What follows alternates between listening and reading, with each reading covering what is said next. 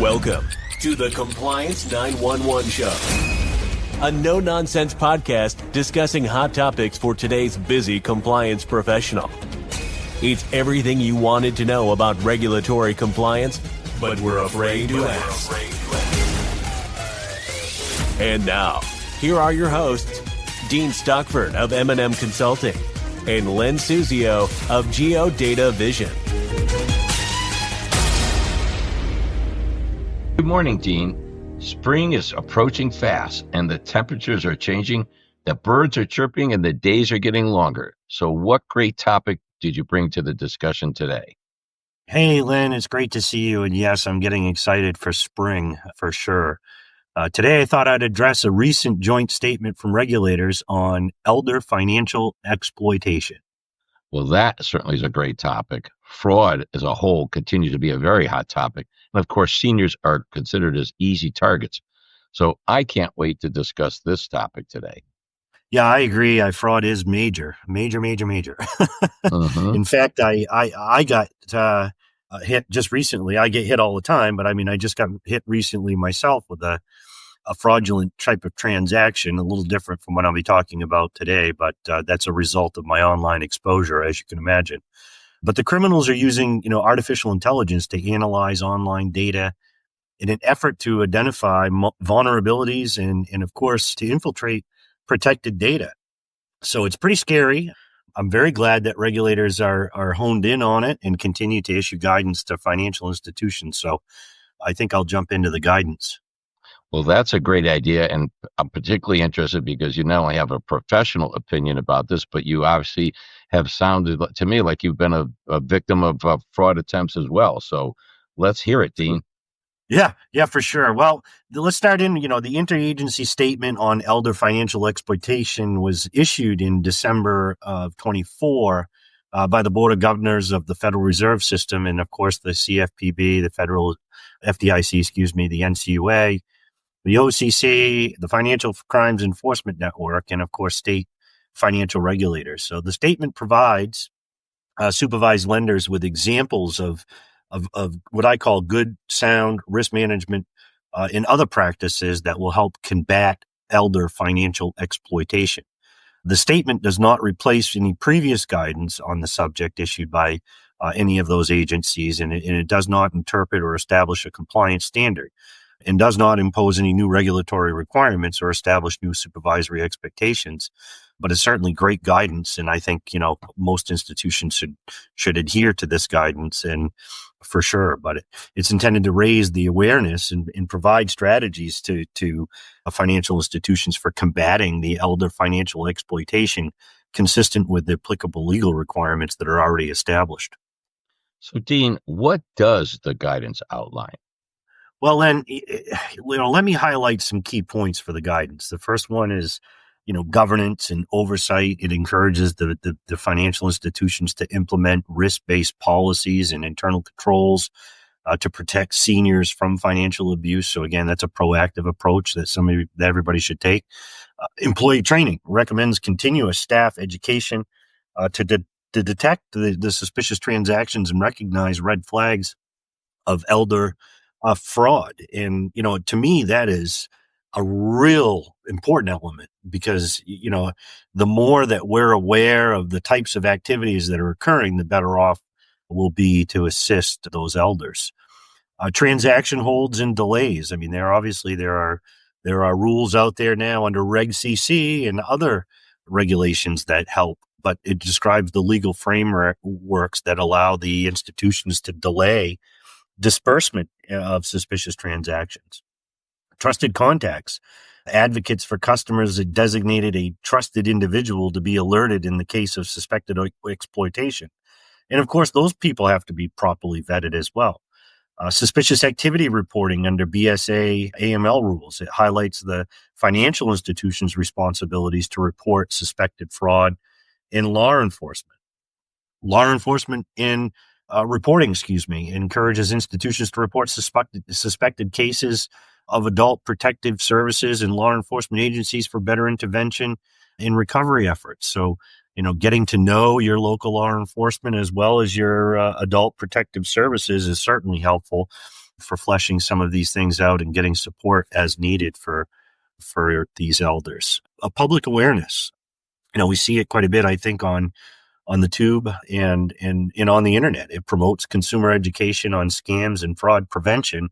And the statement does not impose again any new regulations, but it does aim to raise the awareness and guide of best practices for combating the types of financial exploitation that we're seeing. Dean, I have a challenging and complicated question for you. How can financial institutions balance protecting older adults from exploitation while ensuring their financial independence and privacy rights? That is a great question. And, protecting seniors from financial exploitation while respecting their autonomy and privacy is delicate balance. There's no doubt about that.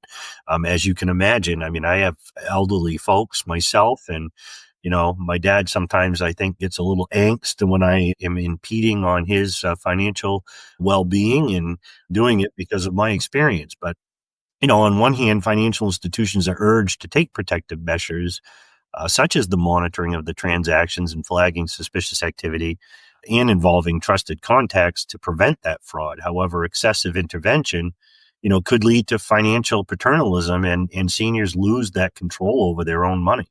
And seniors may take issue with over monitoring if they feel like their financial independence is at risk, not to mention privacy laws like Gramm-Leach-Bliley, which restrict how the financial institutions can share personal information, even when abuse is suspected. Family members themselves can be perpetrators of financial abuse, making trusted contacts a potentially risky option. So, you can see it isn't easy. You could say that again. I told you it was going to be a challenging question. Yeah. So Yeah. let's kind of go a little step further, though, Dean. Let's play kind of a hypothetical. As you Mhm. know, I'm an old guy. I do qualify as a senior citizen. Hopefully, hopefully it comes with the wisdom you're supposed to get as a senior. Sometimes I don't know. So do you think a financial institution should have the authority to block my transactions if I refuse protection despite clear signs of exploitation? Well, you certainly are full of some great questions today, but I think the short answer to that is yes, I do. But here again, going back to my previous statement, I think it's a delicate balance. Even with policies in place, detecting and preventing elder financial exploitation remains a challenge. And there are some major obstacles. Underreporting. Many cases go unreported due to shame, fear, or lack of awareness. And the first thing that comes to me are these dating scams. People are lonely and they reach out online and so they feel shame. They're afraid to go to the financial institution. So we do have underreported. Evolving, fraud tactics. Scammers use, artificial intelligence driven fraud, phishing, romance scams, making detection harder. Certainly. The complexity of elder exploitation. It's difficult to differentiate between, in some cases, legitimate financial decisions and manipulated ones when a senior willingly gives money to a trusted caregiver who's actually exploiting them. And that happens way more than what we would ever imagine. Legal and compliance barriers. Again, privacy regulations certainly can prevent institutions from acting more swiftly in suspected cases of fraud. And then there was one other thing, I'm thinking of BSA, but under section what they call 314B of BSA AML rules allows financial institutions that are registered annually to share certain information about these types of investigations with other financial institutions, and and BSA gives financial institutions an option on that, Len. But I really believe that they should exercise their option and register under 314B so that they can protect some of their elder cases by talking with other institutions and giving them a heads up. I'll call it a potential fraud that could be occurring. Mm-hmm. By the way, I could tell you from personal experience, I have a sister-in-law who was victimized by some unscrupulous guy who was preying on her loneliness and talked her into somehow taking $50,000 out of her retirement account and transferring it to his name. And we were alarmed. We knew when we found out about it, but it was too late. The harm had already been done. So I think sometimes elders can be particularly suspect to romantic overtures and things because many of them might be lonely. And now these guys are great at getting the confidence of the women they're preying on. And again, I saw it firsthand with my sister-in-law. So it's a pretty. Yeah. Well, I'm sorry, I didn't mean to jump in on you there, That's right. but it is pretty scary. And just one other thought, I'll give you also an experience that we actually had. My parents got a phone call, which sounded like it was a call from one of my kids, and they said they were in jail. It actually happened to my elderly parents. And of course, we don't live they live in another state, but they actually, it was an AI generated call, and it sounded like my son who was making his phone call that said he needed to be bailed out of jail. Well, here we go about education. I had told my parents that, that this type of activity was going on. And so we established a code, and the code is to be used in those circumstances. And, something simple that my parents could remember. So they remembered the code. And of course, now they were protected because they didn't know the code, and that wouldn't happen. So they, obviously hung up and everything was fine. But that's how quickly it can happen, Len. There's no doubt. Oh yeah. I could go on with another anecdote. We got the same kind of a thing when my wife got called and our grandson was allegedly in jail, and she was very alarmed. She got me right away. And I said, after I talked to the person at the other end of the line, I started suspecting that it was not true. So I said, hold on, let me just call my grandson to see. And my grandson answered the phone, and he was nowhere near jail or anything. They hung up on us at that point in time. But it's a pretty scary situation. And as I understand it, it's getting worse. So for our listeners today, do you have any recommendations, Dean? Well, yes, I do. I mean, certainly, but my recommendations are obviously specific to financial institutions, and of course, based on context such as asset size, resources, complexity of offerings, et cetera, et cetera, et cetera. I think everybody plays a role, including the elders themselves and their caretakers and so on. But many FIs are financial institutions are using behavior-based detection systems. But as technology expands, AI fraud detection can review lots of data to identify patterns of suspicious activity on historical behavior. So, it does that look back in real time, and it can tell you if somebody's deviating from normal or expected activity. I also think it's a good idea to get involved in groups that meet and work together on fraud. Law enforcement, regulators, social workers, adult protection services, community groups, in an effort to share certain data and coordinate efforts to mitigate the risk associated. We're going to have to get better at this as we move forward. As I've said, education is extremely important, and it's not just educating the financial institutions.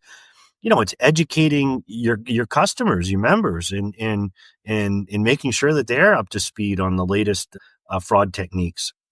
I think FIs can provide an easy to understand fraud prevention hotline or tip to a customer, which is tailored specifically to seniors. And that would be very, very helpful. But last but not least, I think enhanced controls such as fraud alerts, preemptive scam warnings, especially for large transactions or requested transfers to unfamiliar accounts, a foreign account. And again, large dollar transactions. I mean, I have a limit of $25 on my credit card that alerts me every time a transaction is made of $25 or more. That's because I'm just a little anal when it comes to this stuff and protected. So it makes me nervous. Well, better safe than sorry, as they say, right, Dean? Yeah, that's for sure, Len. Yeah. So this has been another great topic for our listeners today, especially those from financial institutions. And I want to thank you for your invaluable and informative comments today, Dean. And this is Len Suzio from GeoDataVision. And this is Dean Stockford from M&amp Consulting saying thank you for tuning in to today's discussion. Please let us know of any additional topics you'd like to hear in future episodes. Thanks for listening to the Compliance 911 Show. If you like the podcast, be sure to subscribe so you don't miss an episode. While you're at it, please give us a like and review to help others find the show. As always, links are in the show notes, and you can always find us online at compliance911show.com. Follow M&amp Consulting and GeoDataVision on LinkedIn for all the latest news and information on compliance hot topics.